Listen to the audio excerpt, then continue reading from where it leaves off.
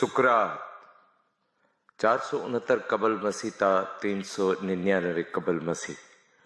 सुकरात बदनुमा, तुड़ी मुड़ी नाक, तोंद वाला, खटकेदार आंखों वाला पस्त कद इंसान था जो बोलता ज्यादा था और काम कम करता था।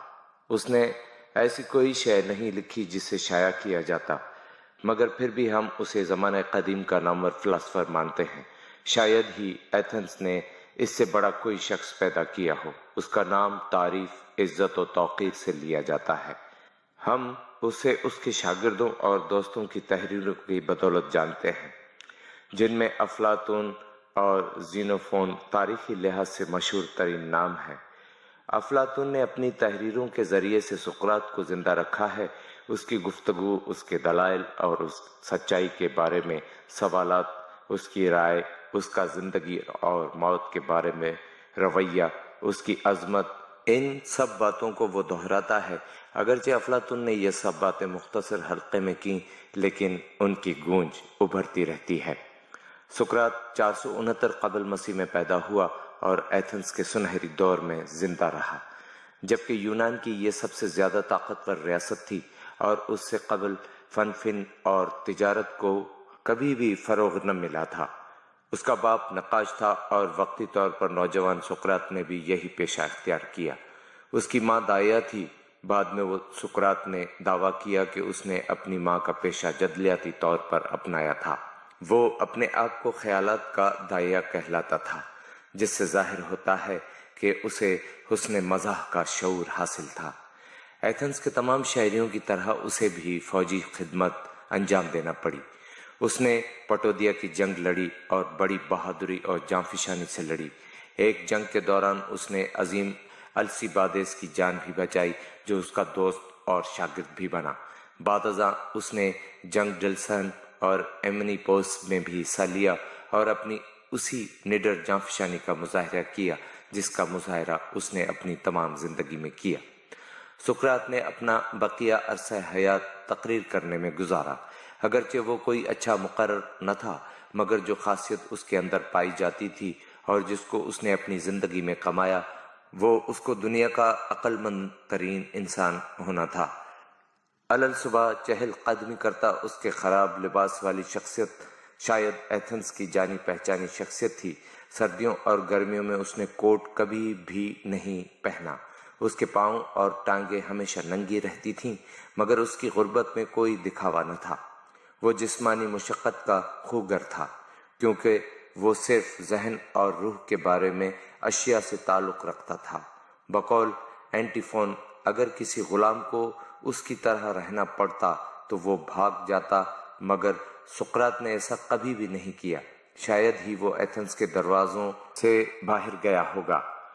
उसे मुल्क से कोई दिलचस्पी न थी। मर्द और औरत उसके हदफ थे और उन्हें के लिए उसके पास एक मिशन था।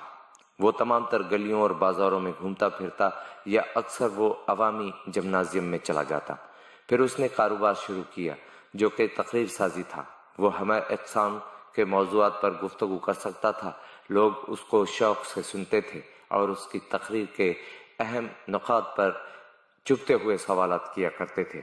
वो सादा सादा तमसीलात बरतता और सादा से सवालात किया करता ताकि उसके सामने अच्छाई का मवाजना कर सकें। अच्छाई उसका मौजू हदफ था। अच्छाई के बगैर इंसान कुछ भी नहीं है।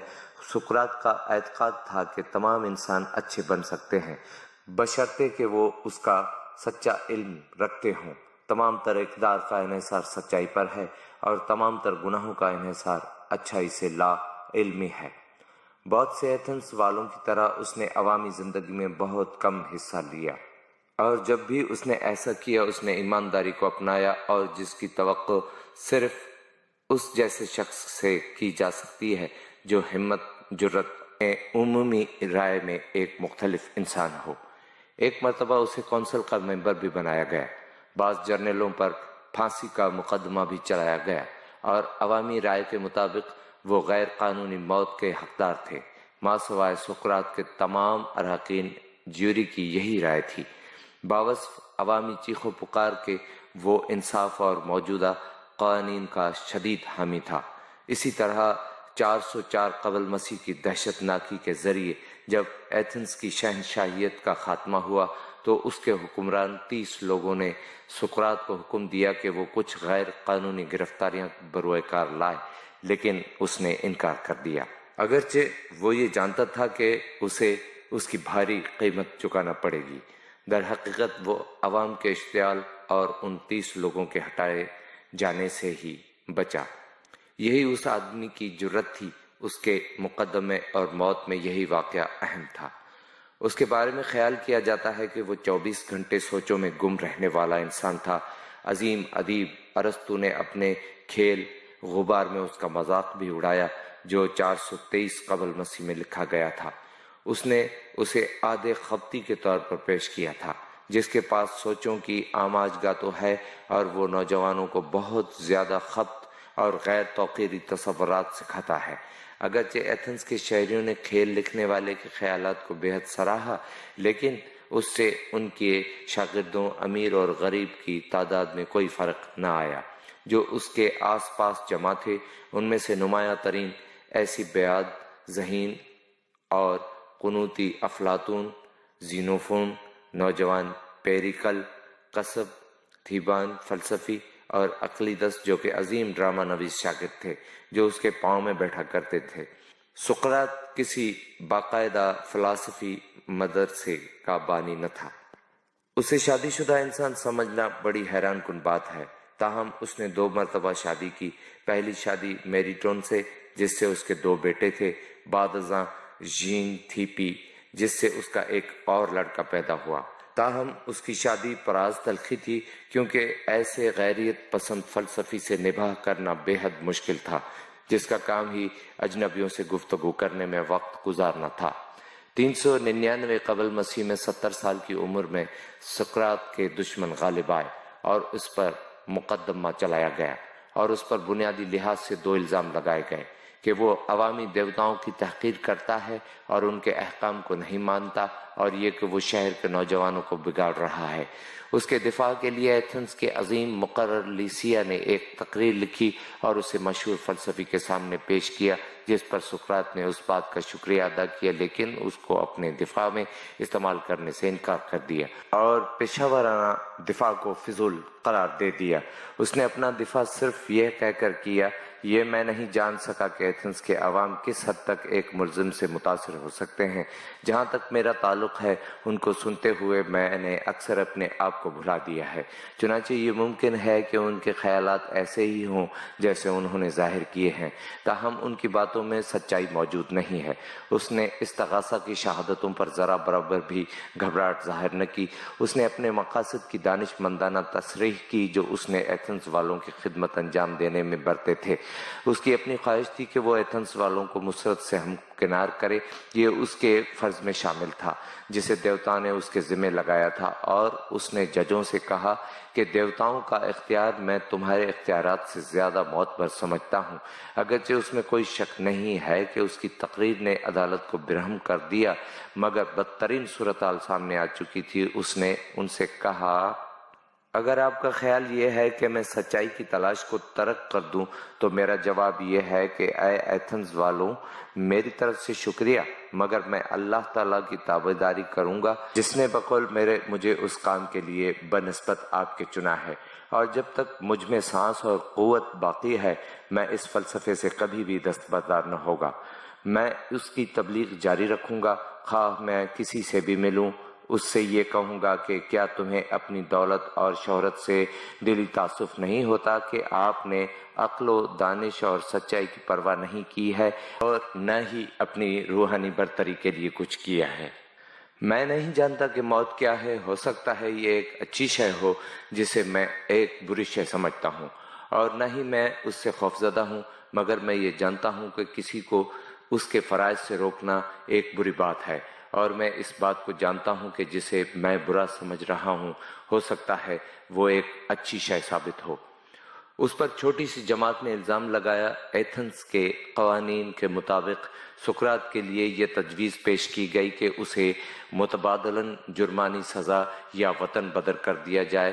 اس نے ایسا ہی کیا۔ اس نے تجویز دی کہ اس کے ساتھ ویسا ہی سلوک کیا جائے جیسا کہ وہ ہے، اور جس میں عوام کا مفاد شامل ہو اور اس کے ساتھ اولمپک کھیلوں میں جیتنے والے کھلاڑی کی مانند سلوک کیا جائے۔ بالآخر اسے کہا گیا کہ وہ 100 مینا موجودہ 6 پاؤنڈ جرمانہ ادا کرے تاکہ اسے موت نہ دی جا سکے۔ اس کے دوستوں نے 30 مینا ادا کرنے کی حامی بھری، لیکن سقراط نے اسے انکار کر دیا۔ اب عدالت صحیح معنوں میں ناراض ہو گئی۔ سقراط نے ان عقل کے اندھوں کی بےعزتی کی تھی، اب مزید کسی حیل و حجت کے اس کو زہر پینے کی سزائے موت دی گئی، جو کہ ایتھنز کی سب سے بڑی سزا تھی۔ اس فلسفی نے اس سزا کو بخوشی قبول کر لیا، لیکن عدالت کی توہین جاری رکھی اور کہا اب میرا وقت جانے کا آ گیا ہے تاکہ تم لوگ زندہ رہو، مگر ہم میں سے کون اچھی حالت کی جانب سفر کر رہا ہے ما سوائے خدا کے، ہر ایک کے علم میں نہیں ہے۔ قومی میلوں کی وجہ سے سزا کو 3 ہفتوں تک ملتوی کر دیا گیا اور اسے جیل میں ڈال دیا گیا اور زنجیروں سے جکڑ دیا گیا، مگر اس نے دوستوں سے ملاقات جاری رکھی اور ان سے پرسکون لہجے میں گفتگو کرتا رہا۔ کراتو جو کہ اس کا سب سے زیادہ وفادار شاگرد تھا اور جو اس کے مقدمے میں موجود تھا اور جس نے مجوزہ جرمانہ ادا کرنے کی پیشکش کی تھی، سقراط کے پاس جیل میں آیا اور اسے بتایا کہ اس نے اس کے بچاؤ کا بندوبست کر لیا ہے۔ سقراط نے اس پیشکش کو ٹھکرا دیا۔ اس کو ایک قانونی عدالت نے سزائے موت دی تھی اور اپنے ملک کے قانون کی پابندی لازمی تھی۔ افلاطون اور فلیدو کے مطابق اس کے دوست آخری روز اس سے ملنے کے لیے آئے۔ انہوں نے اسے جیل میں اپنے چھوٹے بیٹے اور اہلیہ ژین تھیپی سے لپٹا ہوا پایا۔ ژین تھیپی اور تھی، اس نے کہا سقراط تمہارے دوست تم سے آخری مرتبہ بات کرنا چاہتے ہیں اور تمہیں ان سے بات کرنی چاہیے۔ اس نے کراتو کی جانب دیکھا اور کہا کہ ان میں سے کوئی اسے گھر لے جائے۔ جب اس کی بیوی کو لے جایا گیا تو سزا یافتہ بستر پر اٹھ بیٹھا اور اپنی ٹانگ کو دبایا جس میں زنجیر پڑی ہوئی تھی، اور پرسکون انداز میں مسرت اور تکلیف کے درمیان موازنہ کرنے لگا۔ اس کے شاگرد اس کے گرد بیٹھ گئے اور زندگی، موت اور انسان کی لافانی روح کے بارے میں بات چیت کرنے لگے۔ سہ پہر کو سقراط نے انہیں الوداع کہا اور غسل کرنے چلا گیا۔ جب وہ غسل سے فارغ ہو کر آیا تو سورج غروب ہونے کو تھا اور یہی سزا کا وقت تھا۔ ایک ریاستی آفیسر اندر آیا اور اس نے سقراط سے اس تکلیف دہ کام کے انجام دہی کی معافی چاہی اور پھر مڑ کر آنسو بہانے لگا۔ کراتو نے سقراط کو مجبور کیا کہ وہ اس میں جلدی نہ کرے کہ ابھی سورج غروب نہیں ہوا ہے، مگر سقراط اس پر مسکرایا اور حکم دیا کہ زہر لانے کے لیے آدمی کو پکڑے۔ سقراط نے پیالہ پکڑا اور دیوتاؤں کے لیے قدرے شراب کو انڈیلا اور پھر بقیہ زہر کو فوراً پی لیا۔ اس کے دوست اس کے گرد کھڑے اپنے جذبات کو نہ روک سکے، مگر سقراط نے انہیں حوصلہ دیا اور کہا تم کیا کر رہے ہو؟ یہی وجہ ہے کہ میں نے بیوی کو یہاں سے بھیج دیا ہے کہ وہ اس قسم کے کسی بھی جبر کو تسلیم نہ کرے جس کے بارے میں نے سن رکھا ہے۔ ہمیشگی کی زندگی کے لیے مرنا حق ہے، اس لیے پرسکون رہیں اور اس کا سامنا کریں۔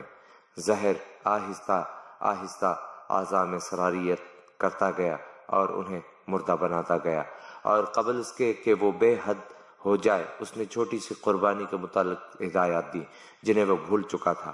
بقول افلاطون کے ان کے دوست کا یہی آخری لمحہ تھا، ایک ایسا انسان جو اپنے دور کا سب سے بہترین انسان تھا، جس کو زمانہ جانتا تھا، اور یہ کہ وہ سب سے زیادہ عقل مند اور سچا انسان تھا۔ جلد ہی سقراط کو دفن کر دیا گیا قبل اس کے کہ ایتھنز والے پچھتائیں۔ اس پر الزام لگانے والوں کا بائیکاٹ کیا گیا، حتیٰ کہ ان میں سے بعض نے دباؤ کے زیر اثر اپنے آپ کو پھانسی پر لٹکا لیا۔ گو کہ غضب کا فلسفی اب ان میں نہیں رہا ہے، مگر ایتھنز کے کمیشن لائفس نے اس کی شکل کو پیتل میں مجسم کیا۔ سقراط کی زندگی اس کے تصورات کی مثال تھی۔ اس کا فلسفہ جسے افلاطون نے تحریر کیا انسانی خیالات کی آواز تھا۔ اس نے فلسفے کو آسمان سے زمین پر منتقل کیا۔